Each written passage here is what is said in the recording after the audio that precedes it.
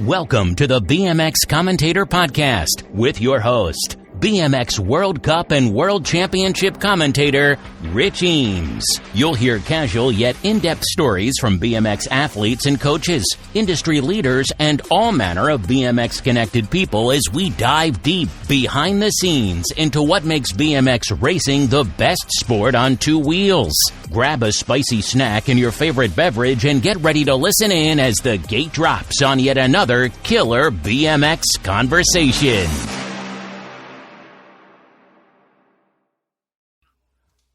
All right, we're back. The BMX Commentator Podcast, episode 12. And after numerous false starts, it seems to be a theme lately with these podcasts because I had some in episode 11 as well. I am over the moon to bring on one of my most wanted guests. I say that about everybody. I think I've said it about 10 times, but I'm going to carry on saying it again because everybody who I get on this podcast is just somebody I've wanted on for a long time. Fellow podcaster, BMX Junior World Champion 1996, mountain biker extraordinaire, Masters icon, Scott Beaumont. Scott, welcome to the podcast. How are you? I've been called worse. I'll take all those. Yeah, absolutely. Thanks for the intro. I'm That's good. all right. I'm good. No I'm problem baking. at all. It's hot over here. Oh, yeah. But, if people who can't see this, we are recording on the hottest day of the year in the UK so far, and literally we're both two bald guys sat at the end of a video call, just sweating and absolutely roasting. So for people in the world, it's probably like 24 degrees, but to us it feels hot. Yeah, there'd be Californians walking around with a scarf and a hat on if they came to our country. Exactly. Do you know what reminds me of a story, actually? I remember being at the indoor for one of the very first Supercrosses. I think it was like 2013 or 2014, and it was a relatively warm day, and I'm walking around in T-shirt and shorts, and Greg Romero was there, and he was walking around in a puffer jacket and a woolly hat indoors at Manchester. That stands out to me like you wouldn't believe. So anyway, memories aside, like I say, Scott, it's great to have you on. Thanks for having me. It's a pleasure to be here. Yeah, it's like a meeting of minds, isn't it, with kind of like two podcasters. So I kind of just wanted to kind of go down that avenue, really, and just talk about, podcasting, because we both started almost at the same time. I was a little bit after you.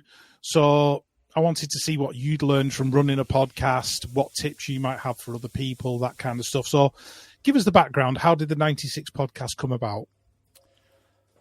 Well, that's a big question. A bigger question you'd imagine it would be. So the number 96 is the number that my dad used to race speedway and grass track with.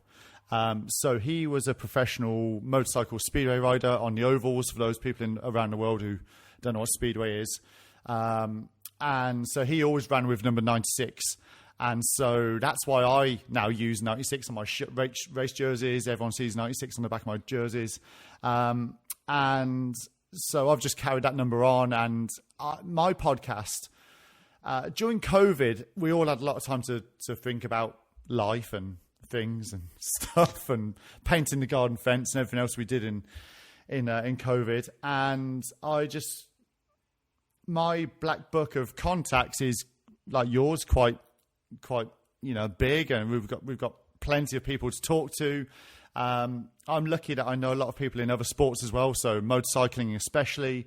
From 2012 onwards, I was actually the marketing director for Oliver's Mount motorcycle road race circuit up in Scarborough, which is Isle of Man TT motorcycle road race stuff. It's the only one in England, so I got to know a lot of people like Guy Martin, John McGuinness, Lee Johnston, Dean Harrison, all the who's who of motorcycle TT racing.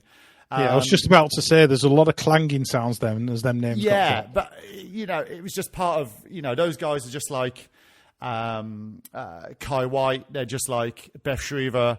They're just like all these guys. They just ride bikes, and they're really normal people. But I got to know them all really well, and so during COVID, I started listening to a lot more podcasts. I'm particularly into motocross. Love the Pulp MX show. Love all that motocross stuff. Really into it, and just thought I'd love to do this. And it took me a little while to work out how to do a podcast and what to use and what software to use and how to do it. And finally pulled the pin about a year ago, now, actually, last June. Really wanted to speak to Thomas Slavic first and foremost. We've got a lot of four-cross history to talk about and a lot of UCI stuff to talk about. We had to go in quite hard on UCI and their four-cross opinions and some of the decisions made in the history.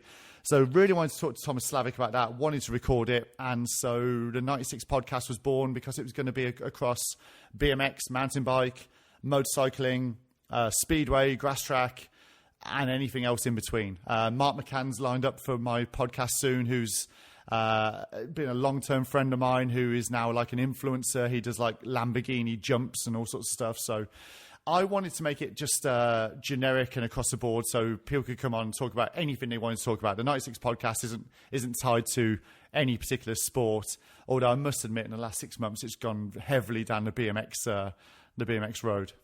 Yeah, and then you have ruffians like me and Issit and Julian Allen on there. So yeah, we're raising the standard and lowering the tone. So, indeed. But yeah, it's mega. So when you started the podcast and you got Thomas Slavic on for that first episode, did you have a vision in mind for the podcast, or was it just a case of let's crack on and see where we go with it? It was let's crack on, because I just wanted to open up my phone book and start talking to people who I find quite interesting. So people who have a really interesting story. Now I don't mind if my podcast goes on for 4 hours. If people want to keep talking, we'll keep talking about stuff. So we've set no time limits. We've just gone down the route of tell us your story. Tell us something we didn't know. And, some highlights so far have always been, well, obviously I know this, but some of Thomas Slavic's opinions on UCI and how things are running with UCI. Kyle Evans, how he started in the sport. Some of Quillen's backstory. He was playing football for, if I remember right, it was Crystal Palace, I believe. I believe so, yeah. Yeah.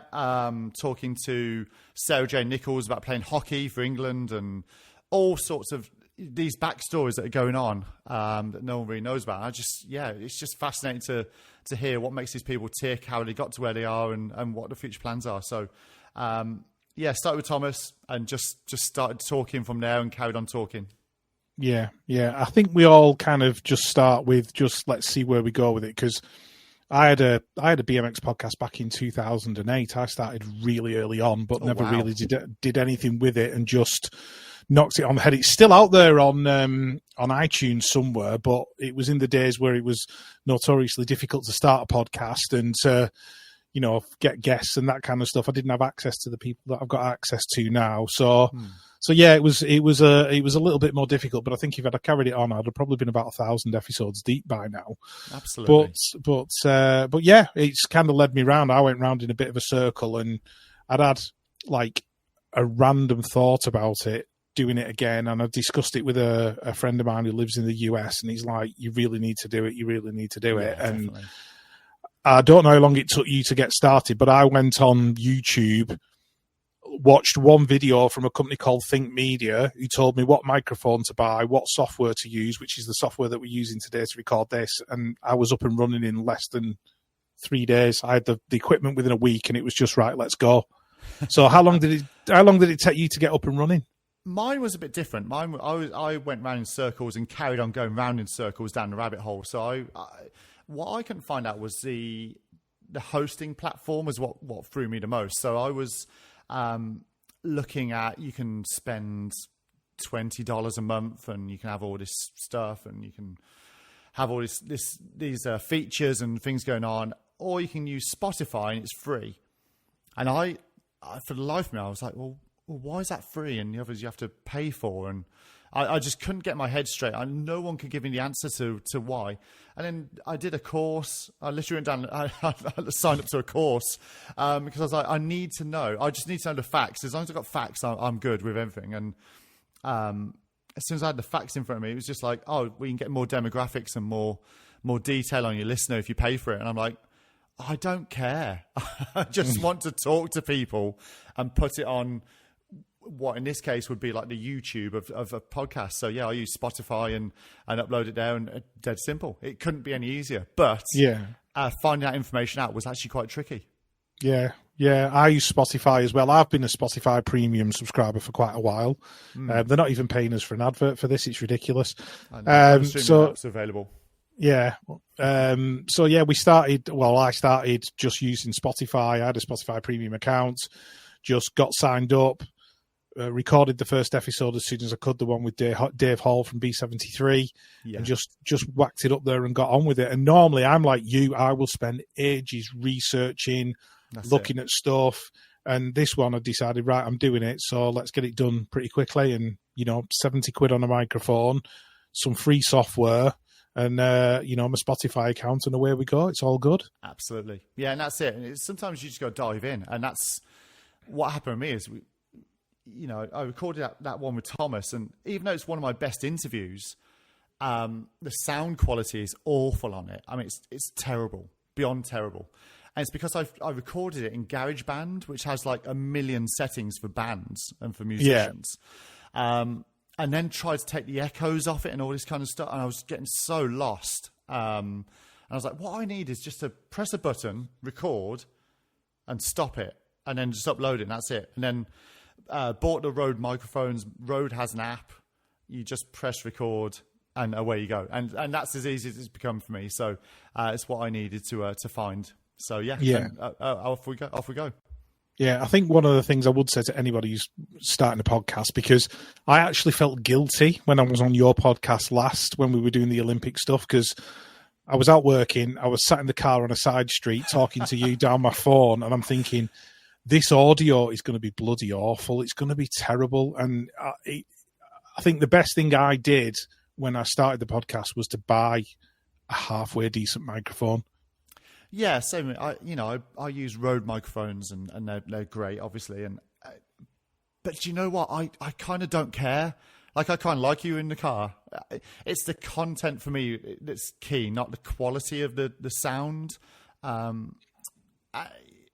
Because it could always be better. You could always be in a proper soundproof studio. You'll always be chasing that better and better. So if anyone's toying with starting a podcast, I'm just go for it, because even if Dale Holmes records his on a mobile phone. He literally just sets his mobile phone up on a tripod and records. And it sounds better than mine some of the times. It's just, if you got something to say, record it, upload it, get stuck in. I'm a massive podcast. Now I'm doing it and I've got my platform. I'm like, just go for it. Launch one. Go for it. Yeah. Yeah, I'm a little bit more nerdy than that. I like some decent sound. I like some decent audio. I think I took that on board from the beginning because, like sometimes I'll listen to Dale's podcast and I'll hear somebody drilling in the background and I'll hear a siren as a police car or an ambulance goes past and that kind of stuff. And there's nothing wrong with it. It doesn't spoil my enjoyment of what I'm listening to at all, because I love everything that Dale's done, because it's all about the history of the sport and this, that, and the other, and it will never ever stop me listening to it. But I'm just so glad I bought a decent mic from the off, and I'm becoming a bit of a microphone nerd now. I'm just like I'm looking at stuff on Amazon and going, right, what's my next microphone going to be, and what can I do, and how can I make it better? YouTube reviews of microphones and stuff soon. Oh God, yeah. And I think I've already identified my dream microphone, which I think might be a Shure, like a proper top quality podcast. I was looking at those initially. That was my first sort of, the first idea. And I was like, that's 400 quid. I know. They're not cheap, are they? No. You can get I think it's a slightly cheaper version of that one for about 150 on Amazon. And I've already looked at it, so that might be another investment. And this mic I'm using now might end up being my guest mic. And I've also ordered as well an audio interface, so I can plug 2 XLR cables in. We're getting down the rabbit hole here. Love it. So I can plug 2 XLR cables in and have a proper mobile podcast where I can talk to people and we can have studio quality sound. I'm starting to get very nerdy about it. Well, there's one I listen to called Chasing the Racing, which is Dom Herbertson, who is a BSB rider, but he also does Isleman TT and all those road race stuff. And they've got a trailer that is all soundproofed out with like chairs and tables in there. So his bike goes in there to travel to the races. He takes the bike out and it's a mobile studio. It's brilliant. Awesome. It's really cool. I'll send you a picture later. It's really good. Oh, definitely send it to me. So that's the next level. That's what I want to do. Get like some mobile studio up and running. Yeah, because I'm in the spare bedroom at our house, which is my office, and then I've already started to buy like bits and bats to put in the background of the shots and this, that, and the other. And I'm looking at cameras and, how can I make it like YouTube friendly and all that kind of thing. And it's like, the rabbit hole is deep. You're going to be a podcast sensation. This is, on episode 12, by 20, I expect, millions of listeners to this. So it sounds, you've got plans. It's good. Yeah. Do you know what? Listener numbers was the one thing I actually wasn't bothered about. Same. It never bothered me in the slightest. It was a case of, right, let's get some bloody good content out there that people want to listen to and get people enjoying it. And if it comes, it comes. And if I said to my wife right at the beginning, I went, if I only have 100 listeners per episode, I'm really not bothered, as long as the people who listen to it really like it. And I think I'm going to keep that mindset and that attitude going, because 100%. I don't think you can do good content by thinking any other way. I don't know what your thoughts are on that. Ultimately, what are you chasing? If you're just chasing, I need to hit this mark, otherwise it's a failure. It's not a failure. It's like what you're talking about. It's a story that's been told. It's the information you're getting. That's the important thing. If no one listens to it, not one person listens to it, I'm enjoying the chat, and that's what it's about for me. It's about one-on-one time that we don't get in the pens at the back of the start or at the top of a mountain somewhere or whatever. It's actually like, right, we're going to focus on this, we're going to have a chat, and that's what makes a good podcast. So yeah, for me, I'm the same as you. Numbers, I just don't care about. It's people want to listen to it, great. If they don't, great. It's fine, whatever. So who was, after Thomas Slavic, because I know you said you got Thomas on first, who was the guest for you who made you go, right, I'm in this for the long haul, I'm going to do this consistently, I'm going to make it happen? What was the conversation that made you kind of just tick that box? Honestly, probably even just Thomas's, honestly, like the first one, like I knew it would be good. We're very good friends, obviously rivals on the track, but we both, our heart is set on making four cross bigger and better. We believe in that sport more than anyone else. And obviously I run the national series now. I run the four cross pro tour also, as well as racing in that. So we believe in that sport. And so the passion that we both have for what we do it oozes from both of us. If you watch Thomas's JBC four cross Revelations race, it was live a couple of weeks ago on YouTube. Just have a little search for that race. You will see what we're talking about. We want to take four cross to a place that people can't even imagine at this point. And, so, we came up with some really interesting questions. We tried to really, put some detail and some meat on the bone of what we've been fighting for so many years about our sport. So that one was special. Like I always enjoy talking to him. We have some real deep conversations. But then I actually really enjoyed, I worked with yourself and started doing like the review shows of like the World Cups and with Jules on the national stuff. I really enjoyed those. That's a whole different dynamic where almost I take a bit of a back seat and you guys can really, get the nuts and bolts, the real detail of what's going on over to the listener. And that was the sort of second wave, if it were. I do my interviews and pick some interesting people and try and ask some interesting questions. I always try and ask a question that I believe they've never been asked before. I think that's the angle I'm trying to go down in mine, is trying to really think about I think I've asked a few people in my interviews, what's the question you've always wanted to be asked but have never been asked? Which puts them on the spot a little bit, but it really is, because I always say, give a new rider a tip, and you can't say having fun, because everyone just goes, just have fun on your bike. It's just, we get so ingrained in answering these questions. We get, as riders or as top sort of professional riders, they get so ingrained in being asked the same question over and over and over and over again. To try and really come up with something different. That's been the key for me going forwards after Thomas's, because I put so much thought into the very first one, into making sure the content was good, that I've then tried to really keep that going for each one, just try to really drill down and get good answers and come up with good questions. Okay, because I'm kind of a bit the same in that I wanted to have a podcast that was slightly different and try and find an angle within somebody's story and focus on that angle and see where it went. Because I had a look at the podcast kind of landscape, and obviously you were doing what you did, You were doing a mixture of interviews and review stuff and that kind of stuff. Tori and James at Coffee Chatter is very much current affairs, as I would describe it in BMX. Dill's is very history-based. So I was just like, what can I do that would be a little bit different? So I just went straight down find a portion of somebody's story and have a deep conversation about that particular thing, and maybe look at things like, biomechanics and strength and conditioning and all that kind of stuff that I've done recently. And Absolutely. nobody's podcast is, I would describe as better or worse than anybody else's. I think it's just a way that you approach it is you've just got to have a slightly different viewpoint on it. And as long as that viewpoint's, slightly different for me, I just enjoy everybody's content in different ways. I think the thing with my podcast as well, it's always good to remember is, I'm, how do you put this? I mean, I'm very much a businessman in my role in cycling. So I'm a pro rider. I get paid to race. Marketing is always first and foremost in the front of my mind. How does this look? How does it feel? Always looking for those angles to try and promote me and my sponsors to the absolute utmost best ability.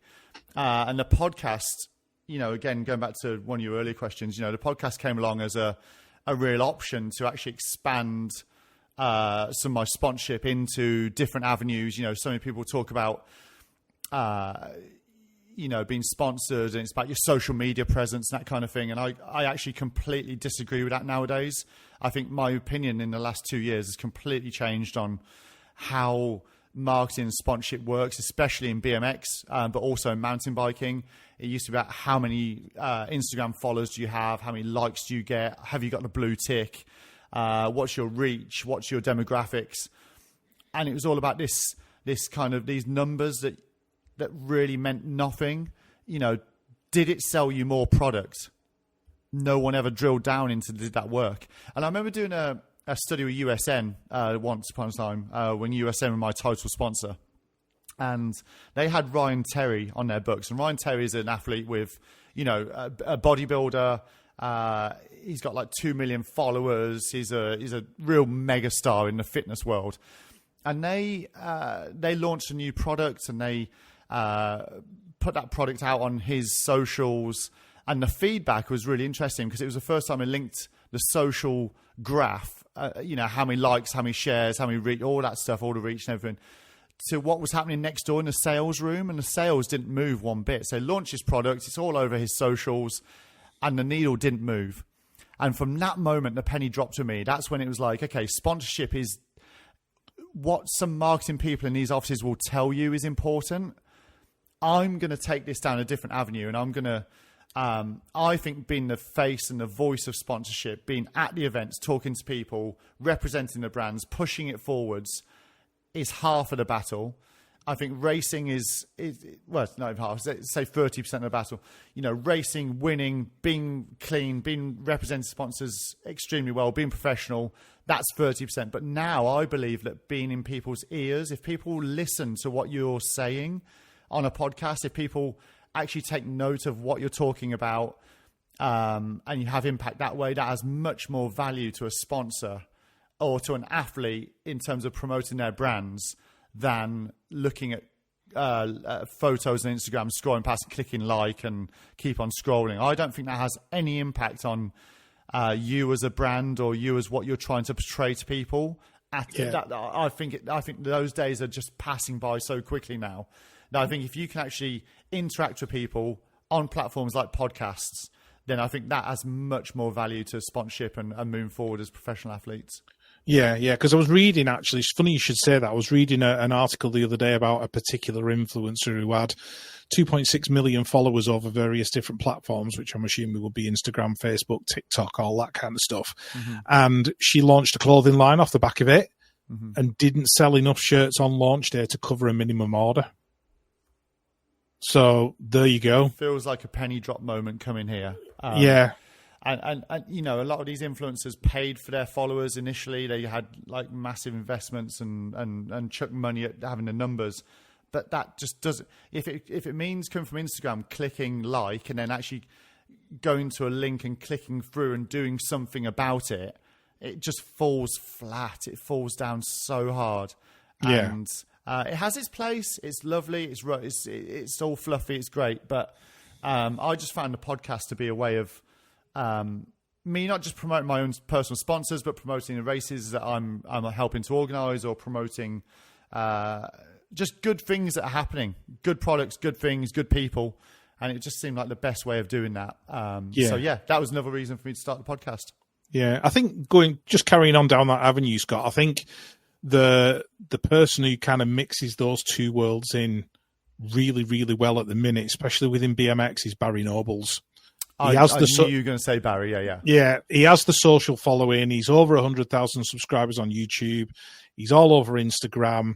He tells a great story, involves his family, but then he's at all the races interacting with the kids. And that's how he's ended up winning Pro of the Year. And that's how he's ended up with a decent factory deal long after his pro days are over, whereas, Johnny McRad Pro, whoever you might want to see, just puts the same cookie cutter content on their Instagram, doing sprints, loading up a squat bar, all that kind of stuff. You've got to be able to do something different. So I think having that approachability is certainly key. And like you say, if you go on a podcast, hint, hint, hint, to anybody who wants to come on, and be a guest at any point, you've got to kind of, there's no hiding behind filters. You've got to kind of explain and promote who you are and get people to kind of look beyond the image. And I think that scares a lot of people.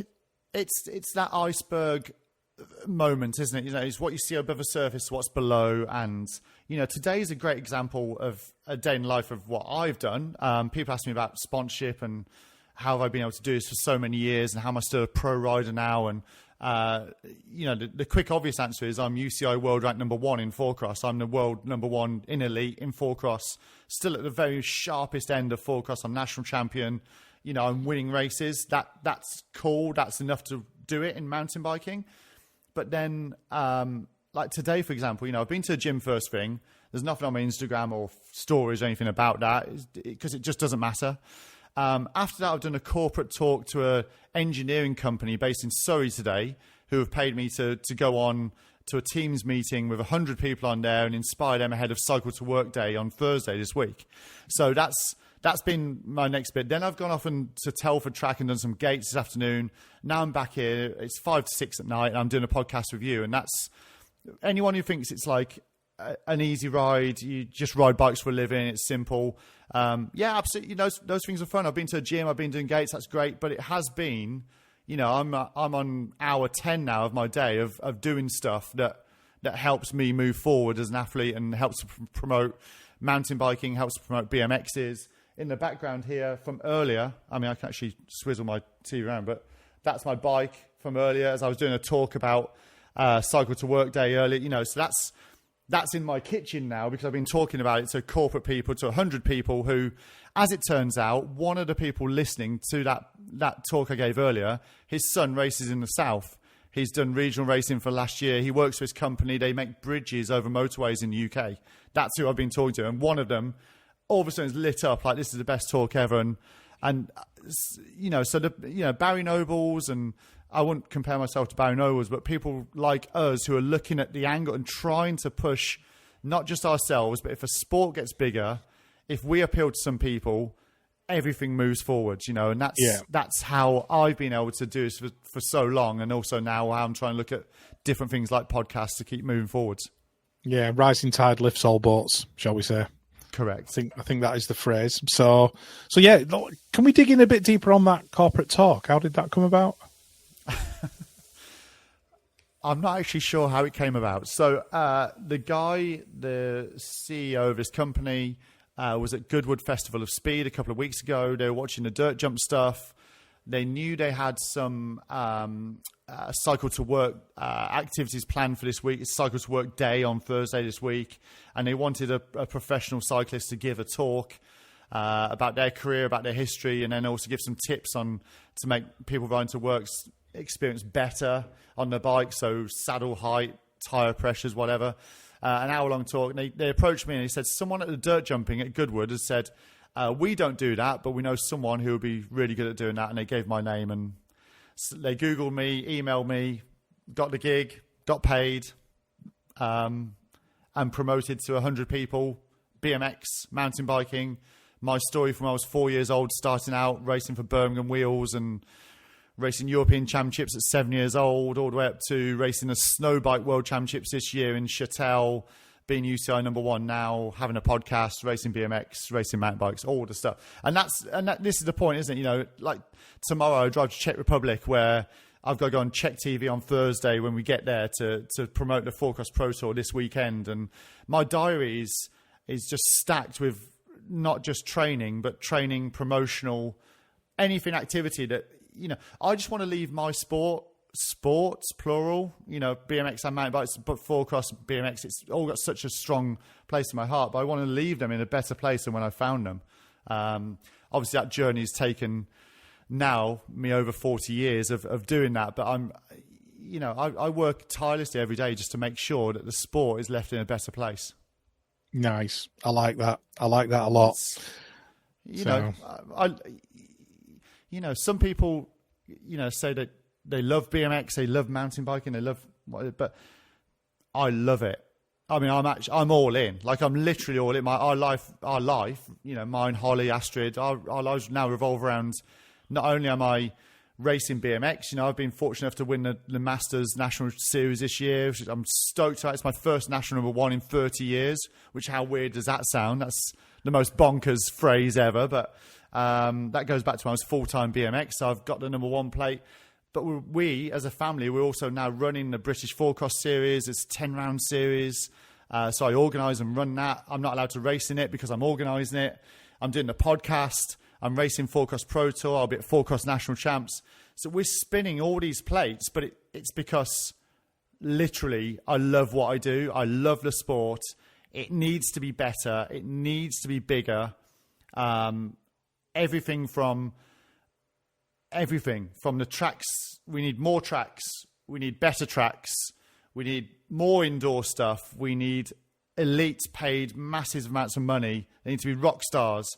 I need my Forecross series to be bigger and better. We need to get more people racing Forecross. I want people listening to podcasts and listening to other people's interesting stories. It's and that's how we live our life. That's what I'm about. And again, I'm going off topic a little bit here, but why did I start the podcast? Because it's like, well, can this get one more kid racing? Can this get one more something happening? Yes, it can. Let's do it. Let's just go for it. And it's added to the list and do it. Brilliant. Absolutely love that answer, Scott. Even though we've been all around the houses with it, it's perfectly fine. It's superb content, which is what we're all about. Has there ever been a guest on your podcast that has surprised you in some way? And what was that surprise?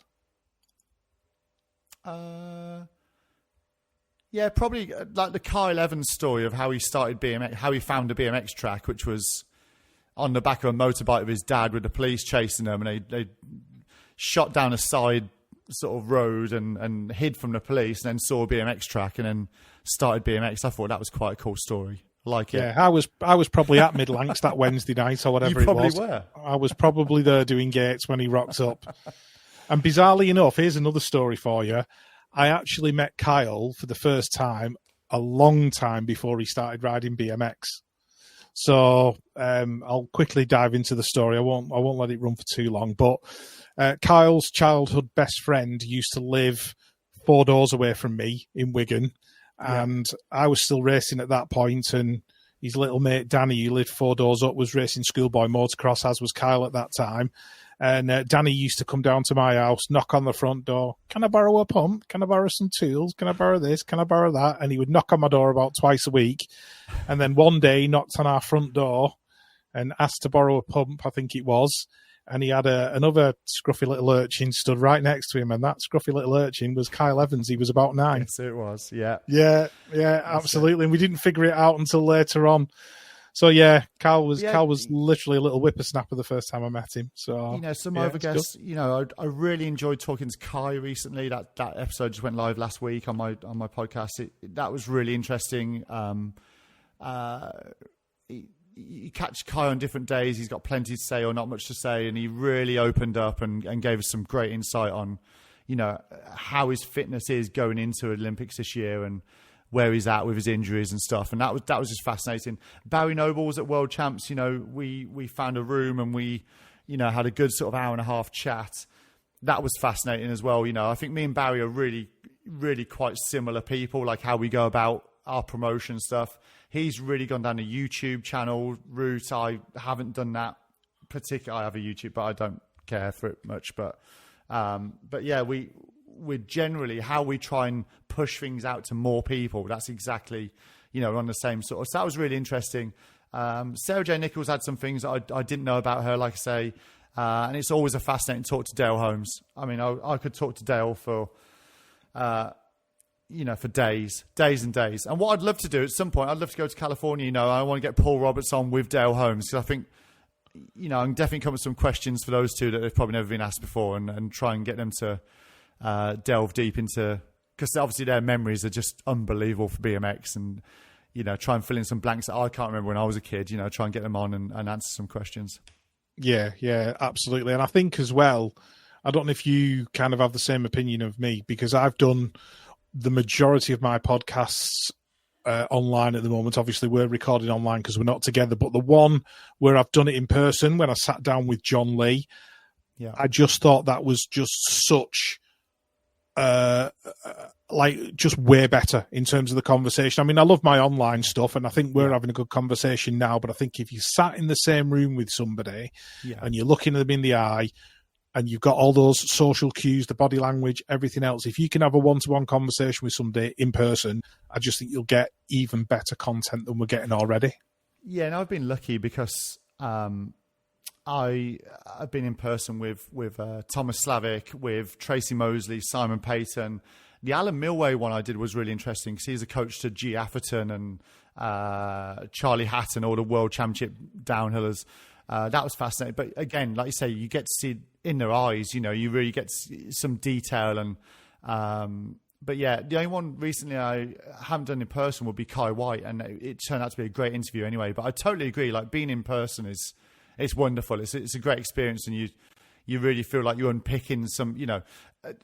2 or 3 times people have said to me during the interview, it's like, oh, no one's asked me that before, and I wasn't expecting that kind of. And you're like, oh, we're onto it here. Let's keep talking, And I think Kyle said, I've never told anyone this before. And I'm like, keep talking, Sunshine. You just keep on going. Spill it out. Absolutely.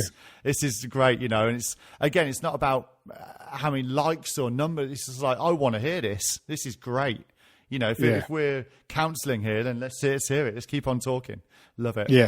Yeah, absolutely. I've even taken the step of investing in a little bit more of equipment, so I can do, like I think I said that earlier on, do some on the road stuff. Bought an audio interface, another microphone, and all that kind of stuff, because I'm desperate to do more of that in person stuff, because I just find it.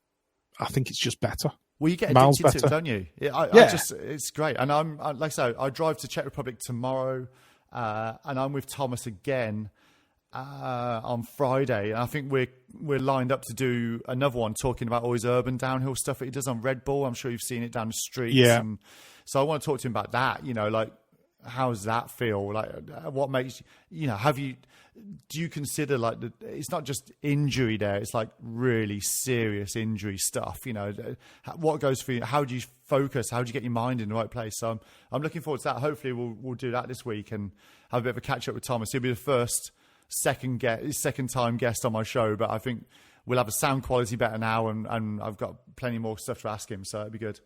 Good. Who is your dream guest who you would like on but have not had on yet? Guy Martin. Right, okay. Because I want Guy Martin on to talk about his mountain biking, because he's obviously known as the motorcycle guy, as the the TV personality now, the Island Man TT guy. But if you see him, he's always in his Hope shorts, his Hope jacket. He's desperate just to talk about cycling and mountain bikes, and no one wants to ask him about it. So I have his sister's telephone number, and at some point we'll be giving her a call and saying, oh, because he doesn't give his number to anyone. You can't get hold of Guy Martin. He's obviously for obvious reasons. But love to have him on pretty soon and talk to him about mountain biking. He's done that the Colorado race. I can't think what it's like 20 days over the Rocky Mountains, and he's done all sorts of stuff on his mountain bike, and no one's really asked him about it. I think he's desperate. Right. But of course, phenomenal. of course, it's dead easy to go down the obvious routes for me. I'm a motocross nut, so it'd be Chad Reed, James Stewart, Ricky Carmichael, any of these guys. Pick a motocross guy. I'm all in. I'll go and interview those any day, all day long. Absolutely. I love a bit of Supercross as well, so I'm totally with you on that one. Yeah. So who is your favourite Supercross rider of all time? Carmichael. Yeah. I just thought he was brilliant. But, it's close with Rick Johnson. I was a massive Rick Johnson fan back in the 80s, 90s. So, yeah, just the people who make that sport look easy and dominate and become like these goats, it just blows my mind how, because I've walked around a Supercross track, those ruts, how they make it look easy, absolutely mind-blowing. So they're my ultimate athletes. I put Supercross guys up on a pedestal so high. It's like the other year when Bernard Kerr, another guy who's going to come on my podcast pretty soon, he said yes. So, but Bernard Kerr qualified or tried to qualify for Anaheim Supercross, and he was actually refused at the last minute. And the respect I've got for Bernard, not for when he wins hardline or not for when he podiums at a World Cup downhill, for having a go at the Supercross. I could do a podcast for 2 hours just talking about that Supercross experience, because that is not for the, hitting a Supercross triple with those ruts in it. Hats off. Absolute hats off. So, yeah.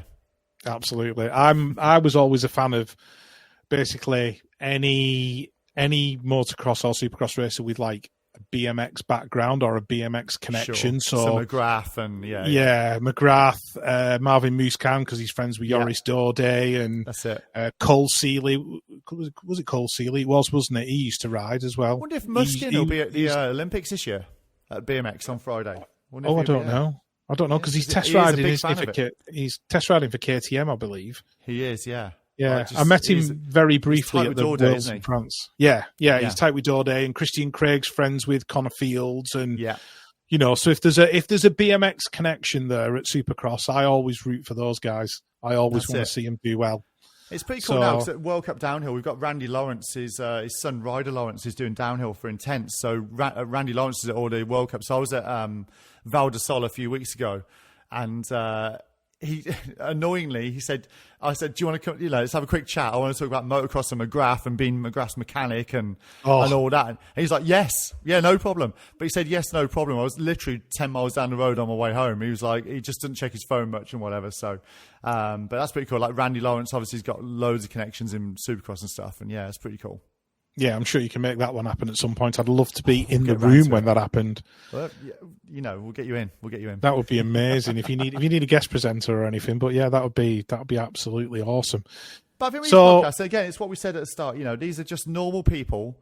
It's not Randy Lawrence McGrath's mechanic. It's just Randy. He's just at a race, and you just go and ask him. And most of these people will always say yes. And that's another tip for anyone starting a podcast. Just go and just message Kai White, message Barry Nobles. They want to talk. People do want to, it's good for them personally as sponsorship and media and that kind of thing. But I think a lot of these guys, they want to tell their story before no one asks them about a story anymore. So yeah. Is there subject matter within the podcast that you would love to touch on or would never touch on? Is there anything that you think I just couldn't go down that route? When me and Thomas both retire from racing, we will open the can up on what really happened with Four Cross in the World Cup. That would be a conversation. There's probably only me and Thomas know about it, and it's ultimately we'd probably end up not racing bikes ever again. We'd be banned. So, but we know about it. So one day it'll come out, and it is not fair what happens to Four Cross. It should be in the World Cup now. It was removed for all the wrong reasons. It was removed on lies and deceit, and it's not on what UCI did to Four Cross, and we're slowly but surely rebuilding it back to a really good, happy place. I mean, the British Four Cross series couldn't be going any better. We just returned from Shredder at the weekend. It was over 40 years of racing. It was one of the best weekends of racing I've ever had in my life. It was just phenomenal. I wasn't even racing. I was just there being a part of it. It was just a brilliant weekend, and Four Cross is on the up, and we will open that Pandora's box at one day on. When I'm retired from racing, I'll just name and shame. I don't care, because it's disgusting what they did to you, Four Cross. Right. Okay. Because there you go. Stay tuned. That's one to listen to. Because just going on to the four-cross side of things, I know we're dipping away from podcasting a little bit, but four-cross as a sport seems to be, as you've just alluded to, having something of a resurgence in the UK. There's a lot more BMXers getting involved with it. Obviously, they're quite closely related.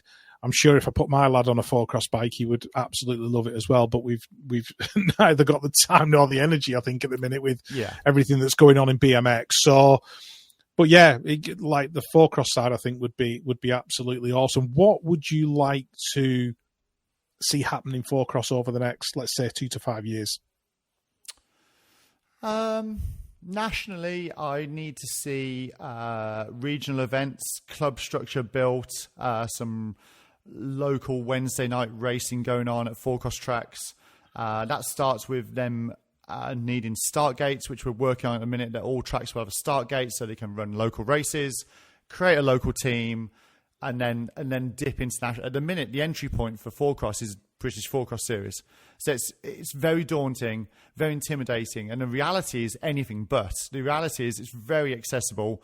Everyone wants to help you. Everyone's there having a great time, having lots of fun. I'm sure you saw from the socials at the weekend, it was just such a great place to be. It's everything that kind of BMX isn't, like all the rules and restrictions and regulations it's just gone. It's a very chilled weekend. When you do your practice, you can just dip out the track any point down the track. You can duck under the tape and get back on the track and go down. It's open track. It's practice. Have fun. Enjoy it. Learn the track. It's not this full laps only, tuck your shirt in kind of stuff.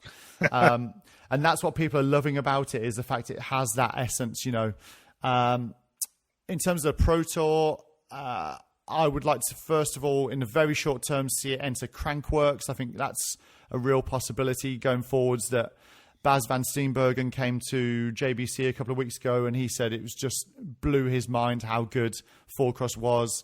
Bearing in mind, he does Crankworks, he does slopestyle and filming projects. He was at Grands last year racing elite men. He's a jack of all trades. He'll do it all on two wheels. He was like, four-cross is the best thing he's ever done in his life.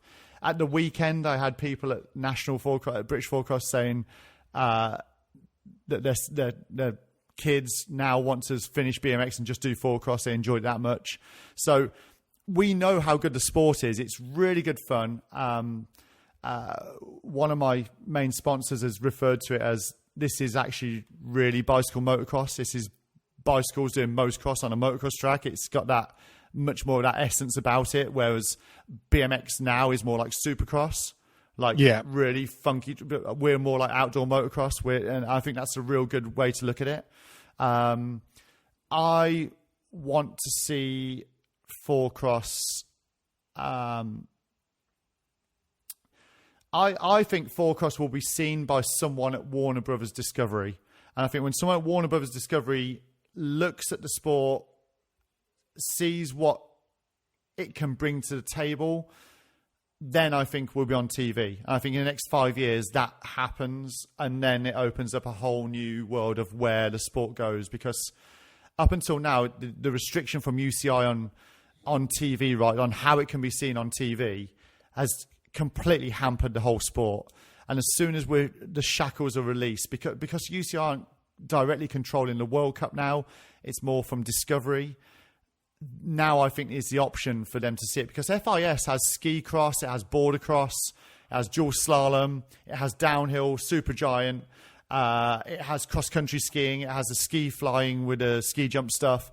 They embrace all types of ski competition, whereas UCI have single-handedly, literally frozen out four-cross. And it's clearly what, in mountain bike terms, you have cross-country, downhill, enduro. Now we have short-track cross-country to try and make it more exciting, and but ultimately four-cross is the action-packed mountain bike event. If it was designed by Eurosport created the entire sport.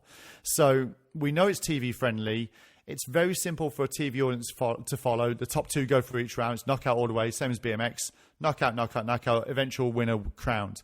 In mountain biking, you have to wait 2 hours for a cross-country race to finish to find out who that is. Or in downhill, you're watching 30 riders come down a hill, and the guy who starts in 29th could win the race. And so for a TV audience that isn't into mountain biking, that's not easy to follow. Whereas ours, the last race of the day, the winner's crowned. And that's something that no other, action-based mountain bike event delivers. And that's why I think when we're in an age of mountain biking now going down the TV route so heavily, someone somewhere is going to look at us and go, hang on a minute, why isn't this involved in the greater World Cup side of things? And that's when the big conversation starts. Yeah, because if you end up, like you say, if you end up on as part of Crankworks and on Red Bull TV and that kind of stuff, it's almost like the magic fairy dust in terms of coolness and marketing and everything else. It automatically elevates your sport by a factor of 5. Yeah. So it's like you say, it's ripe for that kind of television, and I think the viewing figures would actually be very, very good. And I think, BMX racing, if it ever happened, could benefit from the same thing, from that magic fairy dust. So if you look at JBC a couple of weeks ago, we're at Thomas Slavic's home track. We're jumping 2 60-foot double jumps. 60 foot. Right. 60-foot double I'm going to have to go back and look at this on YouTube. 60-foot double jump. We're jumping that and landing into a wooded section, 4 abreast, back out the wooded section into a rhythm section that it looks at home on any BMX track, like serious third straight stuff, into a wall ride. We've got a drop off out the start. It's got all these ingredients. It's got this action packed stuff, and UCI are like as if it doesn't exist. Right. And that's the there's, like I say, there's a lot to unpick, and I'm not at liberty to open it all up here and now, but four cross is cool, it's exciting, it's fun, and British cycling are now referring to it as the gateway to gravity. At 7 years old, you can start four cross, whereas downhill you can't start till 13 years old. So they're using it as this gateway to gravity, where you're starting four cross, it's in a controlled area, you're learning skills, you're racing against people, and you might move on to downhill or enduro or whatever you want to do. And that's a good starting point, I think, for the sport to start building. And that's what's helped me this year as the organizer to really appeal to BMX riders. I now guarantee it won't clash with any BMX nationals, so families can do both sports. And the future's really bright for four cross. It's just had a real torrid 10 years of being, just hammered down by, not even hammered down, just the door shut, locked and triple locked by UCI, and it's not coming out. And it's been it's just, it's a story to tell, and we will tell it one day. Okay. Yeah, we can leave that one there. You've just left us on tenterhooks. You've got that open loop, and everybody's going to be hanging on now and want to know why. A hook and tease on a podcast, it always goes well. Absolutely. It always goes well. So with regards to the future of the 96 podcast, you've already said you wanted to interview Guy Martin. What is the future of the 96 podcast? How do you see it developing? We'll just keep having fun with it. It's as I've alluded to a couple of times in this already, it's just time. As long as I've got time, I can't wait to do the next one. So I always try and squeeze them in when I can. And I think we'll just do more of the same. I can't see it changing much. I beyond my professional racing career, can I see myself actually making it become like an actual paying podcast? Yeah, possibly. I think yours could. I think the options are there for all of us, aren't they? We can totally go out there and monetize these podcasts and make something from it. So we'll just see where it goes. At the minute, I'm just having fun. I love our review shows. I could talk to you and Jules. I have such a giggle doing those shows. It's brilliant. So yeah, we'll keep doing what we're doing. I think people like what we're doing, and there's no major changes coming anytime soon. So that's that. Yeah, no plans. It would just be janky, and we'll crack on with it. No, that's good. That's good. So I suppose as we get to the end of this, Scott, have you got any advice that you would like to offer to a young kid there who wants to be a podcaster, who wants to do their thing? What would you say to them? What advice would you give them? Just have fun. I'm just joking. You're not allowed to say that. Not allowed to say just have fun. I would say to anyone, just have a go, because it's it really is very simple. You are just talking, and sometimes the hardest thing to do is say the first word. And for me, it's always welcome back to the 96 podcast. And that's when you go into game mode, essentially. As soon as I say those words, then we start rolling. And welcome back to tonight's podcast, and away we go. And something you just got to find out, have a little plan, definitely make some notes, definitely note some questions down. You need to make sure you've got the questions. Just have fun with it. We only live once. If you enjoy talking to people, go and chat to them and record it. Sometimes you never know what might come out. Yeah. As they say on the Think Media YouTube channel, you've just got to hit record. That Absolutely. Is the tagline. So I just run with that, get on with it. I mean, you just said about making notes, and normally I make copious amounts of notes, and today I've done absolutely none and just freestyled it. And I think it's one of the best conversations I've had so far on the podcast. So I guess it's no new guess, isn't it? I guess we could talk absolutely. all night long, but yeah. We could. So, brilliant. I think that is an amazing place to wrap it up.